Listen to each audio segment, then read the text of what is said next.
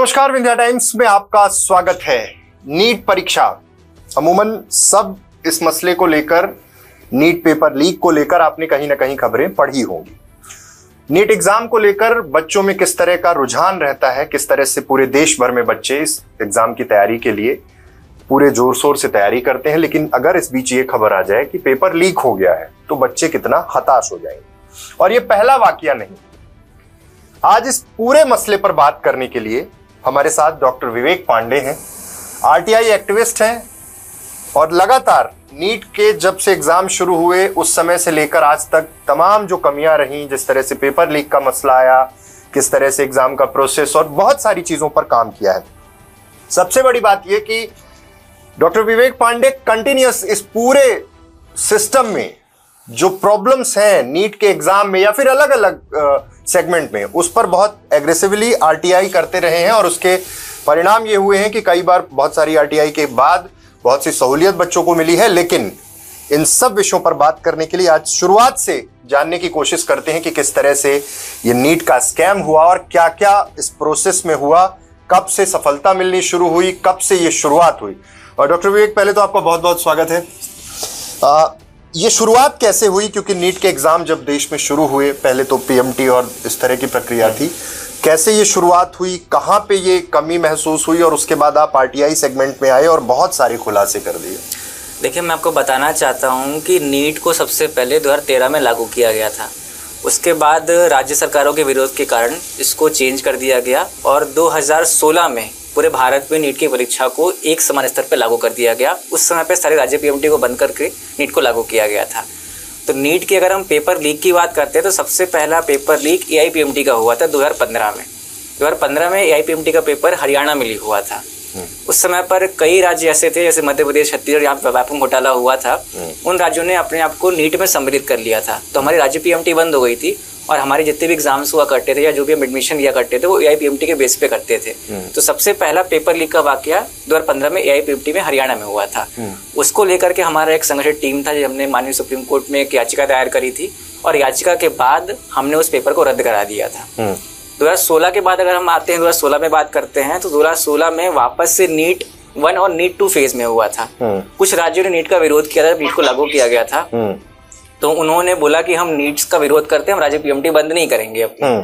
तो कुछ स्टेट्स में नीट 1 हुआ था, उसके बाद भारत सरकार ने अध्यादेश लाया था, सुप्रीम कोर्ट में याचिका गई थी और वापस से कैंसिल करके नीट 2 जो राज्य रह गए थे उनके लिए हुआ था। तो नीट 1 का पेपर बनारस में लीक हो गया। अच्छा। और नीट 2 का पेपर फिर से हल्द्वानी में लीक हो गया। तो हमने नीट 2 को लेकर के माननीय सुप्रीम कोर्ट में याचिका दायर करी थी। हमने उत्तराखंड हाईकोर्ट में भी याचिका दायर करी थी, वहां सफलता नहीं मिल पाई थी क्योंकि छात्रों की संख्या बहुत ज्यादा थी। फिर आप देखिए 2017 में वापस से बड़े स्तर पर नीट का पेपर हुआ, करीब 12 से 13 लाख बच्चों ने पेपर दिया। पटना में फिर से पेपर लीक हो गया। 2017 में पटना में फिर से पेपर लीक हो गया और बहुत बड़े स्तर पर हुआ। व्हाट्सएप के माध्यम से पेपर को झारखंड में, राजस्थान में, हरियाणा में, उत्तर प्रदेश में, मध्य प्रदेश में, कई अलग अलग राज्यों में भेजा गया, जो कि पटना पुलिस की खबर थी।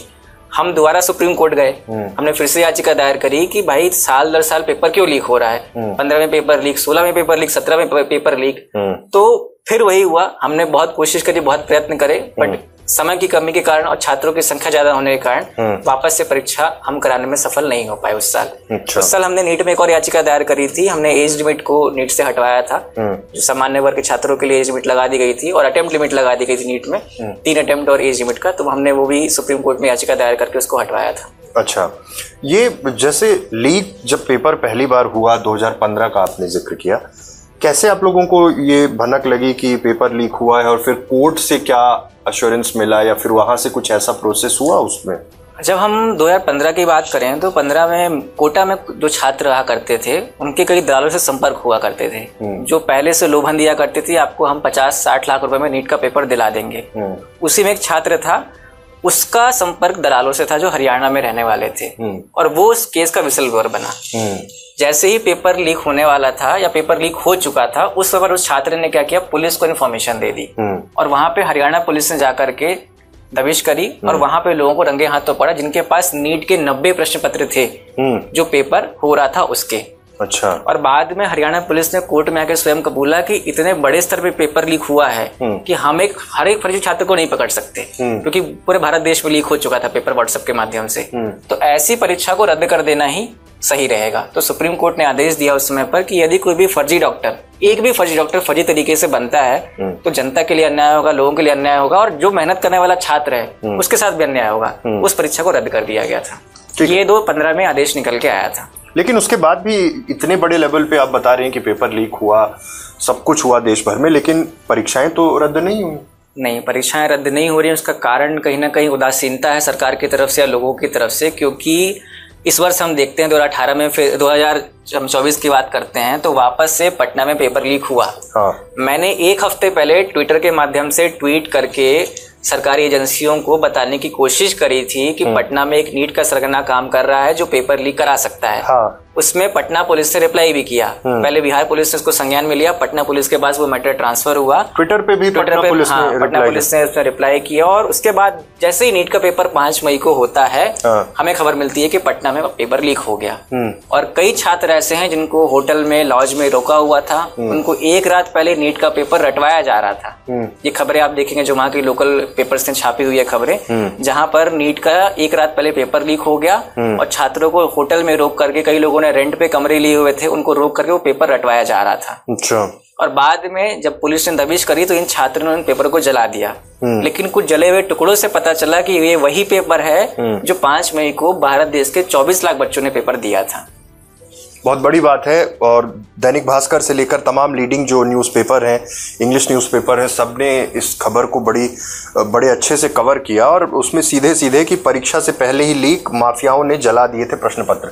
इतने बड़े लेवल पर जब इस तरह से पेपर लीक हो रहे हैं, 2015 आपने बताया, 2017, उसके बाद भी कंटिन्यूस। बिल्कुल 2022 में भी लीक का खबरें थी। और 22 में भी कुछ छात्रों के द्वारा सुप्रीम कोर्ट में याचिका दायर की गई थी। बट होता वही है कि इस पूरी प्रक्रिया में बहुत समय लगता है।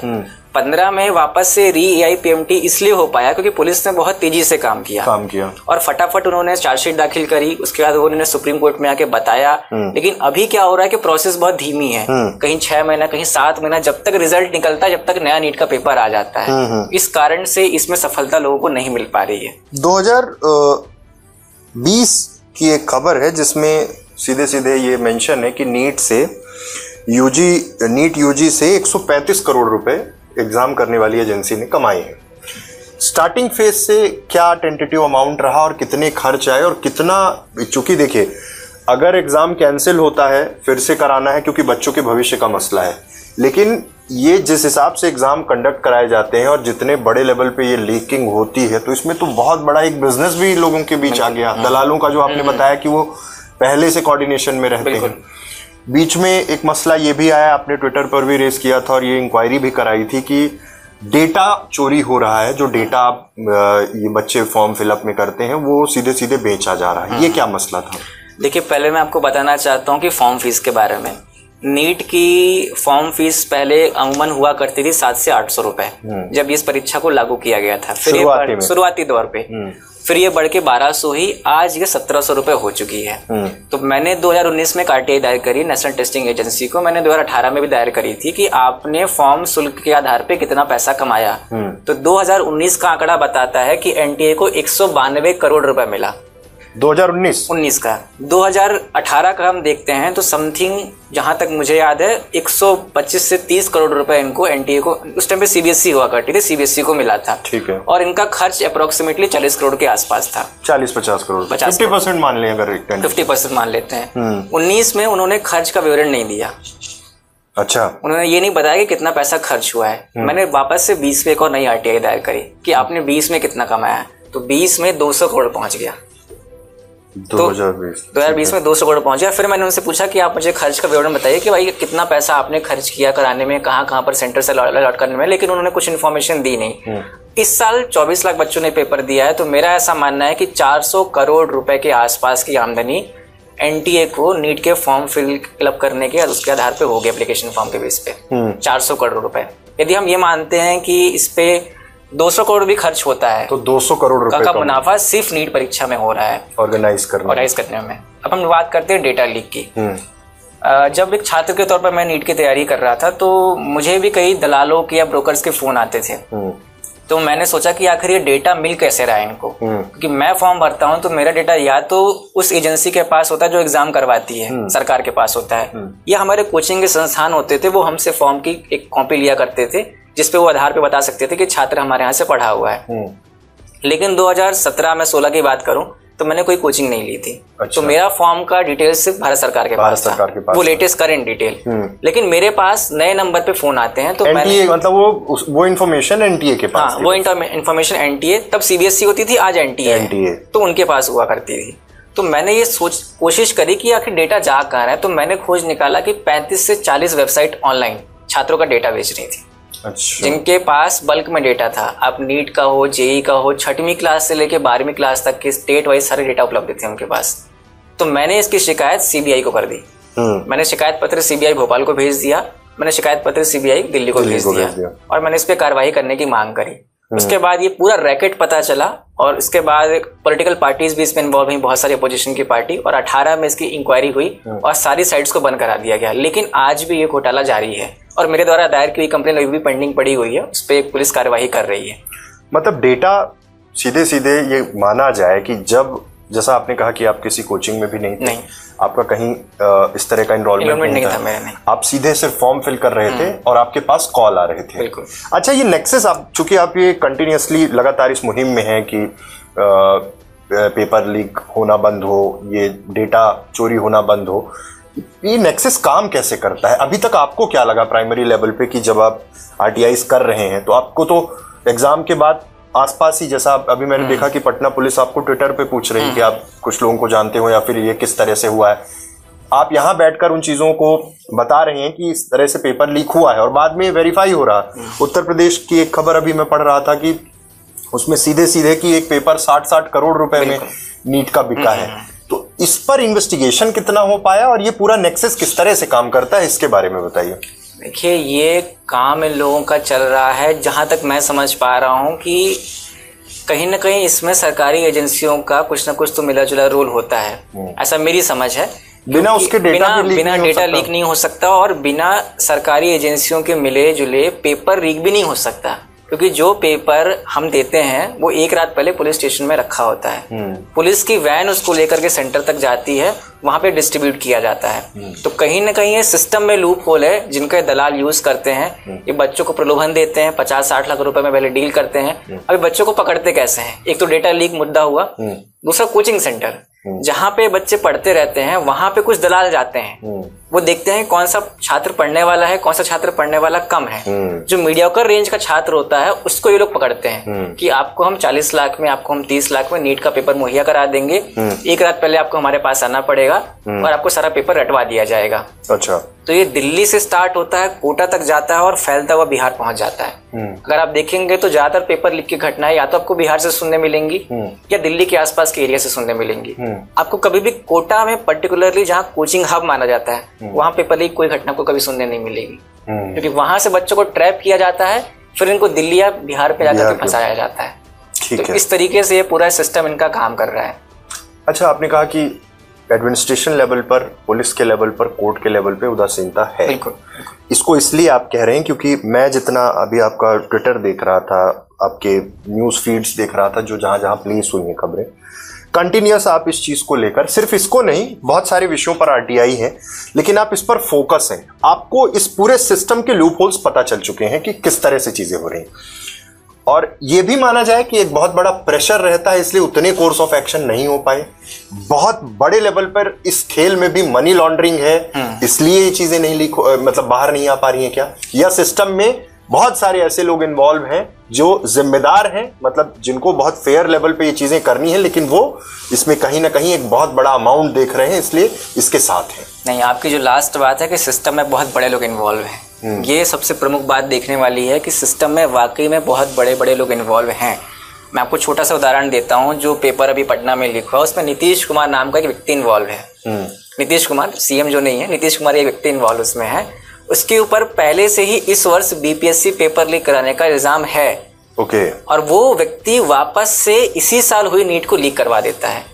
तो ये तो किसी नॉर्मल इंसान के लिए पॉसिबल नहीं है कि एक के ऊपर एलिगेशन बीपीएससी लीक कराने का इस साल का पेपर का है और वापस से वही व्यक्ति नीट का पेपर भी लीक करवा देता है। तो इसमें बहुत बड़े बड़े लोग इन्वॉल्व हैं। इस तरीके से हमने व्यापम घोटाले में देखा था कि कितने बड़े बड़े लोग इन्वॉल्व थे और अधिकतर लोग बच के निकल गए बड़े लोग। तो नीट में भी यही होता है, क्योंकि एक पेपर यदि हम देखते हैं एक छात्र को 40 लाख में दिया जाता है, तो अगर उसको 1000 बच्चों ने भी खरीदा तो आप आंकड़ा निकाल सकते हैं कि कितना बड़ा मनी लॉन्ड्रिंग इसमें हो रहा है।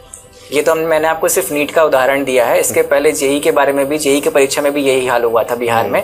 छोटा सा उदाहरण देके बता सकता हूँ मैं आपको कि एक प्रॉपर कोचिंग संस्थान के बच्चे को एक प्रॉपर सेंटर मिल गया। अच्छा, जैसे आपके कोचिंग में 40 बच्चे पढ़ते हैं, उन 40 बच्चों को एक ही सेंटर दे दिया गया। अब ये पॉसिबल कैसे है?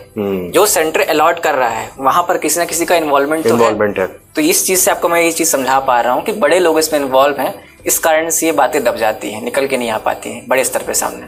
अच्छा, मुझे ये बताइए विवेक कि उन बच्चों के भविष्य का क्या जो बहुत गरीब परिवार से हैं, बहुत मेहनत करते हैं और इस तरह के एग्जाम में सफल होकर कुछ बनना चाहते हैं, और इस तरह जब लीकिंग शुरू है तो ऑब्वियस है कि एक खराब पौध तैयार हो रही है, जिस तरह व्यापम में देखा है हमने, तो वैसी परिस्थितियां तो यहां पर भी शुरू हो जाएगी। हालांकि आपने कहा कि कोर्ट ने एक बहुत बड़ी टिप्पणी की कि इस तरह के एग्जाम रद्द होने चाहिए सब, लेकिन उस पर सीरियसनेस तो न सुप्रीम कोर्ट की दिखी न हाई कोर्ट की दिखी। बिल्कुल कोई सीरियसनेस नहीं है। यदि ऐसा होता तो हम 2015 के बाद 3 से 4 बार माननीय न्यायालय सुप्रीम कोर्ट या हाई कोर्ट में जा चुके हैं, जहां पे हमें सफलता प्राप्त हुई है। हमने हर बार सुप्रीम कोर्ट के इस आदेश को बेस बना करके याचिका दायर करी है कि इस पे कार्रवाई होनी चाहिए।